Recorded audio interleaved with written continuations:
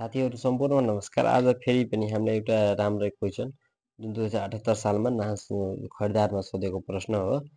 कार्यालय सहायक कर्मचारीले के कस्तो भूमिका निर्वाह गरेर कार्यालय सञ्चालनमा सहयोग पुर्याउँछ। यो क्वेसन 5 मार्क्समा। तर हेर्नु त साथीहरू, कार्यालय सञ्चालनमा निजामती कर्मचारीको भूमिका तपाईँहरूले यस प्रकार हेर्न सकिन्छ।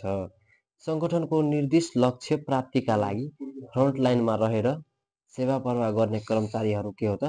सहायक कर्मचारी हो। के फ्रन्ट लाइनमा रहेर, कार्यालयको फ्रन्ट लाइनमा रहेर सेवा प्रवाह गर्ने कर्मचारीहरू को हो त? सहायक कर्मचारी हो, जसले कार्यालयको उद्देश्य प्राप्तिका लागि सहयोगी भूमिका निर्वाह गर्ने गर्दछ। कस्तो सहायक कर्मचारीले कस्तो भूमिका निर्वाह गर्छ त भनेदेखि सहयोगी भूमिका निर्वाह गर्ने गर्दछ। यसको भूमिका अब हेर्दाखेरि यस प्रकार हेर्न सकिन्छ। हेर्नु त कस्तो हुन्छ साथीहरू यसको भूमिका।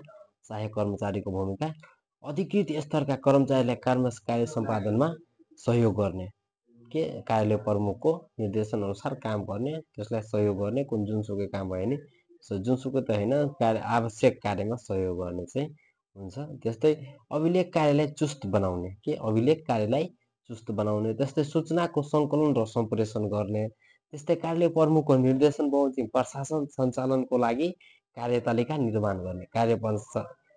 प्रमुख जो हुन्छन् त्यसको अनुसार चाहिँ प्रशासनको लागि कार्यतालिका निर्माण गर्ने।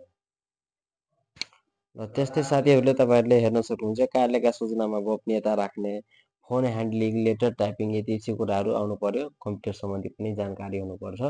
त्यस्तै सङ्गठनको नीति तथा कार्यक्रमको कुशलतापूर्वक कार्यान्वयन गर्ने। सङ्गठनका नीति तथा कार्यक्रम हुन्छ त्यसलाई राम्रोसँग प्रवाह गर्ने। त्यस्तै तोकिएको निर्देशन वा अन्य गर्ने, तोकिएको जुन काम छ त्योहरू गर्ने। त्यस्तै अब यति लेखिसकेपछि तपाईँहरूले हेर्न सक्नुहुन्छ यसको लागि निष्कर्ष लेख्नुपर्छ। निष्कर्षमा आफ्नो भाव यस्तो राखिदिएको छु, म त खास लेखेको छैन केही।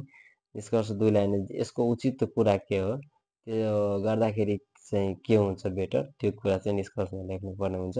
तपाईँले यसरी पनि यसलाई हेर्न सक्नुहुन्छ साथीहरू। ल योको लागि तपाईँहरूले अब लाइक सब्सक्राइब गरिदिनु होला। ल अब फेरि अर्को क्वेसन लिएर म उपस्थित हुनेछु।